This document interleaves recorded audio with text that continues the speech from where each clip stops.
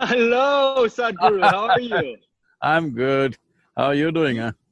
I'm good. You look like you're living your best life right now. Why? I've always been life is always… I made sure it's good to me and to everybody around me, not just now. I I'm so jealous of your trip. It looks phenomenal. Well, you can join us in Oklahoma and ride back to Tennessee. I'm currently in quarantine because I'm shooting a TV show at the moment. So Okay. we're literally, yeah, we have to be right here, but I would be honored Mhm. to do that. How's it been? Has it just been an incredible It's been experience? wonderful. Maybe sometime next month we'll ride down to Atlanta. You have your motorcycle Oh, ready, we'll ride up somewhere. I would love that. That would make I my have life. been planning to ride to Augusta, so I can go through Atlanta. That'd be phenomenal. Um, and yeah, I've heard that you met with a bunch of the native tribes there, the Lakota tribe, and um, The I've done a Crow. little bit of research. Mhm. It's a fascinating culture. Yes, it is. At the same time, it's quite tragic, their conditions today, Yeah. particularly the Lakota tribe, because I think because they were the last point of resistance for the nation building that we today call as United Nations. So I think mm, they didn't get the kind of deal the Crows got, in terms of land Yes. and stuff. Unfortunate, but it's a large nation, Yeah. and it's sad to see that the reservations are… the people are not doing great, it should have been a protected, nice atmosphere where they could have done well. But that's not how it's worked out for variety of reasons, because any economic condition which is an injection from outside doesn't really work, it has to generate its own, dynamics. Yes. Right now it is like a archive, Yeah. it's not really a living thing. So we have to make it a living thing, they are striving to do that. The youth from that community are beginning to speak, beginning to participate, beginning to be in universities. I think all these are positive steps, but I think it'll take some time. I am also doing whatever, and we offer this inner engineering program to all of them in a very, in a way that is accessible to them. Particularly Lakota needs care, I think. And I love that you're spreading awareness about this. For me, I did a TV show called Vikings, and one thing that I would say that I think a lot of people connected Mm. to the show with was just that culture's connection to nature and spirituality in general. Mhm.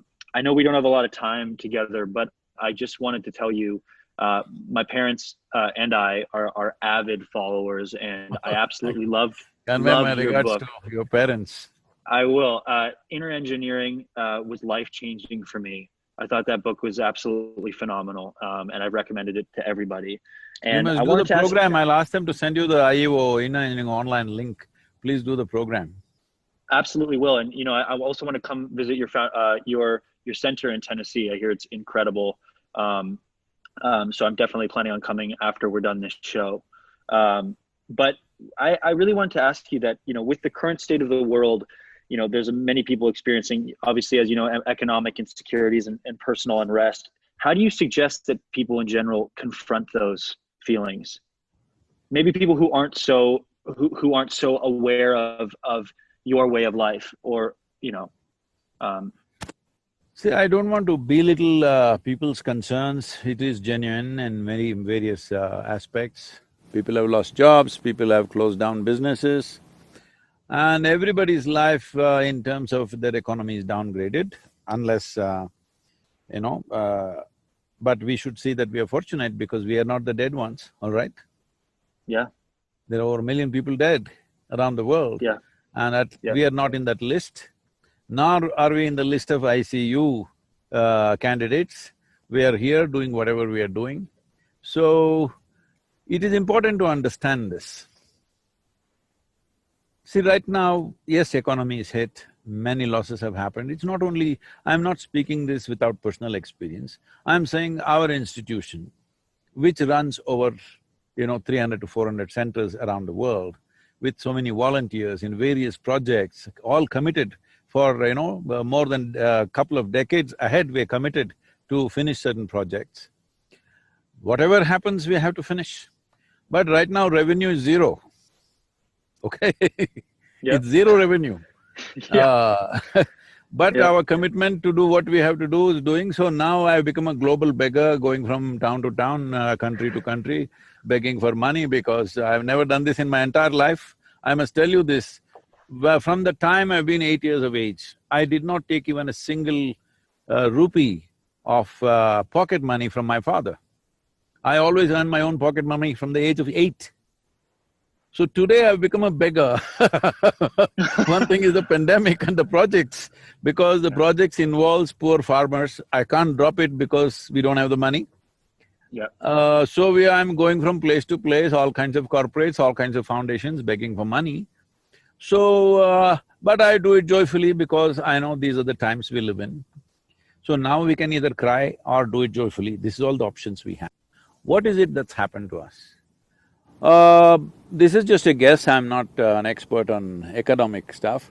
So this is just a guess. Probably in the next year, all of us will be living how we were living 15, 20 years ago, all right?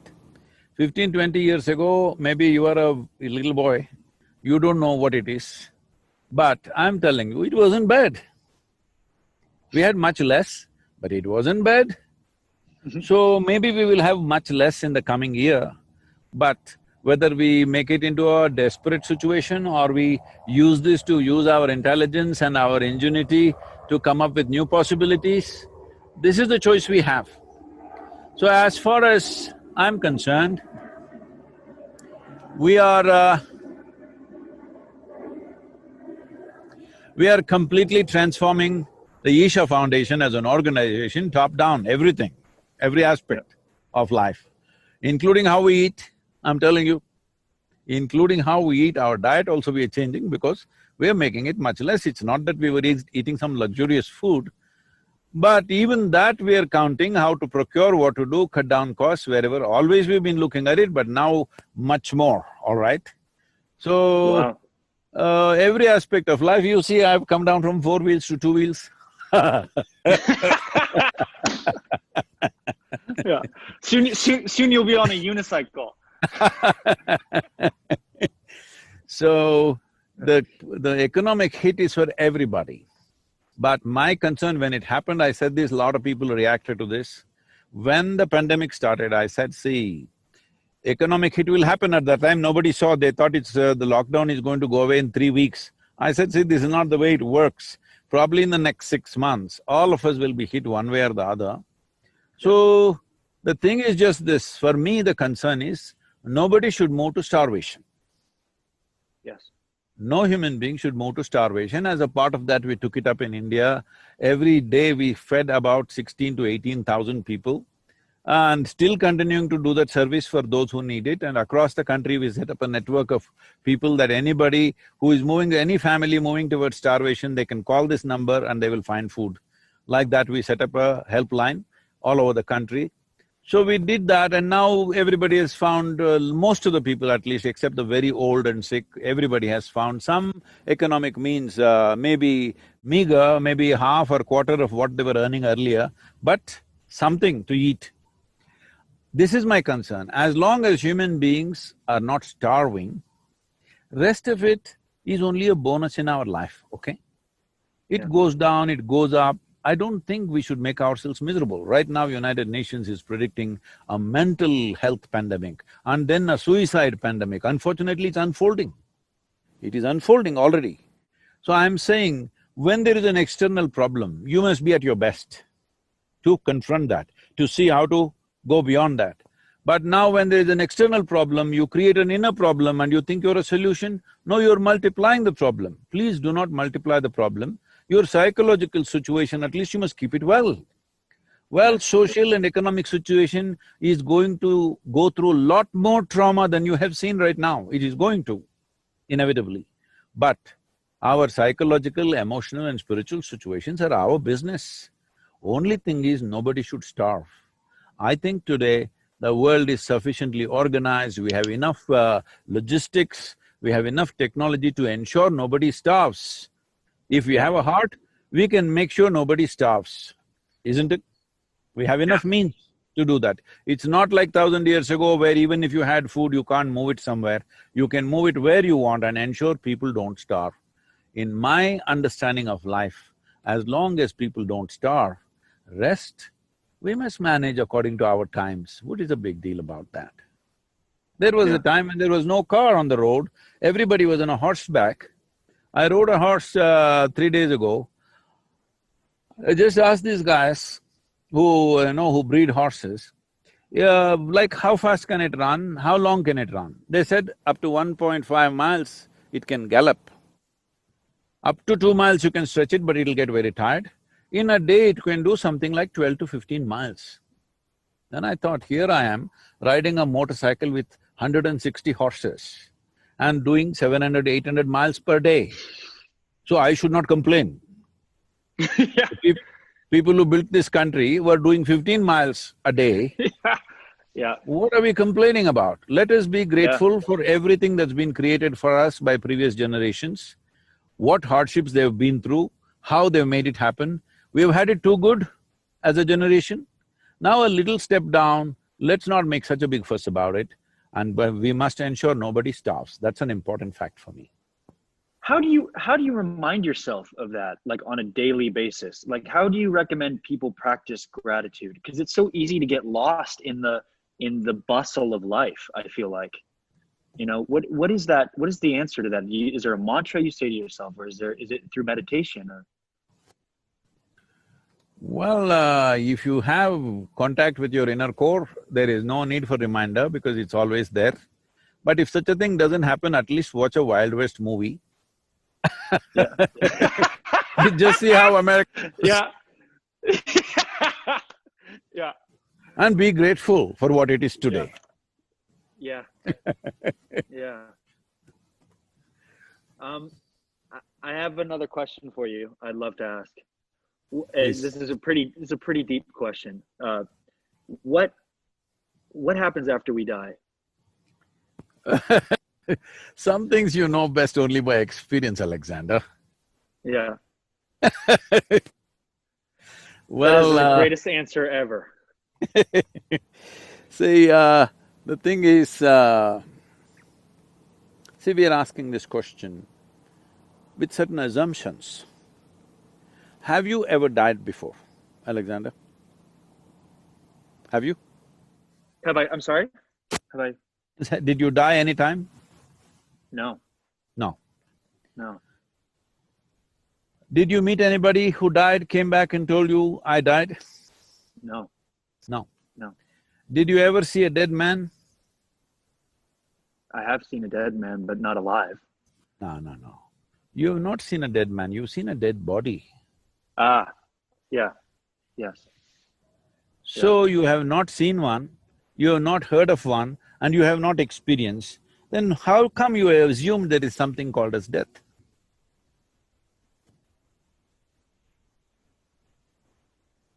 So I'm saying there are too many assumptions in the question. First thing is we must cure ourselves of assumptions and look at it. Essentially what you're asking is, what is life? But because there is certain intrigue and fear about the aspect of death, people always ask this question the other way. But you must ask, what is the nature of my life? That's what you're asking, isn't it? See, when you were a 5-year-old boy, you were this tall. Now you became like this, and you're Alexander the Great now, all right? I'm sorry, Alexander Ludwig. So, so I'm saying your body is an accumulation, isn't it? Yeah. So everything that's on your mind is also an accumulation of impressions and information. So anything that you accumulate can be yours, but can never ever be you, isn't it? What you accumulate, it can be yours, Yeah. but it can't be you. So now tell me, apart from your accumulations, have you experienced anything that you can call as myself? Can you repeat that? Sorry, you just cut out for a second. Apart from all the accumulations, like body, mind, car, wealth, money, this, that, relationships, all these are accumulations. Apart from your accumulations, have you ever experienced anything that you can call as myself? Apart from that, no. No. So all you have is heaps of something, maybe big heap, small heap. Right now this whole economic thing is our heap is becoming small, so we are crying already. Because Yeah. you have not experienced what's myself. But do you exist? Yeah. You do exist, but it's Yeah. gone without experiencing. I'm saying if you do not know what is the nature of your existence, how will you know what is the nature of non-existence which you are calling as death? It may be non-existence, maybe not, but I'm saying, how will you know something which is not here right now? When you do not even know what is here right now, you're here right now and you do exist, but you do not know the nature of your existence. If you know the nature of your existence, you know the nature of everything in the universe, including your death. So anyway, I will ask them to send you a book that we released in India in the month of February, just before the pandemic. This was not by intent. A book called Death, the Inside Story. And it's only for those people who shall die. You are in the category or no? I'm absolutely in the category, hopefully not too soon. Because Alexander the Great tried to become immortal. There's a long story, I won't tell you now, it'll take too much time. But he tried to become immortal, and that is one wise thing he did in his life, that he did not take that step. Though that step, he pursued with great passion, that he wanted to become immortal, but he did not take that step. I think that's the only smart thing he did in his entire life. Wow. Wow. Because if that guy was here today, can you imagine he would be trying to conquer you? He doesn't like Yeah. he doesn't like two Alexanders. I don't think anybody could handle two of me anyway. I really don't want to take up any more of your time. You've been so unbelievably generous. And I just want to tell you, this conversation has been one of the greatest experiences of my life. And I hope I get to meet you in person. And Yeah, we'll meet up soon sometime. I will be riding down to Atlanta sometime, or maybe you will come up. Let's see. You must come. I would It's a absolutely love it. spectacular place out there in Cumbria, and where if you come Yeah. sometime in end of October or November, it'll be fall colors and it'll be fantastic. I'm sure even Atlanta is, but up in the mountains it's very nice. Please, we'll look forward to your visit. Thank you very much, Alexander. Namaskaram. And my regards and blessings to your parents. They're going to love to hear that, and sending so much love, and please be safe and enjoy your journey. And I'll get in touch with everybody about how I can be more involved with the foundation. And thank you so much. Namaskaram.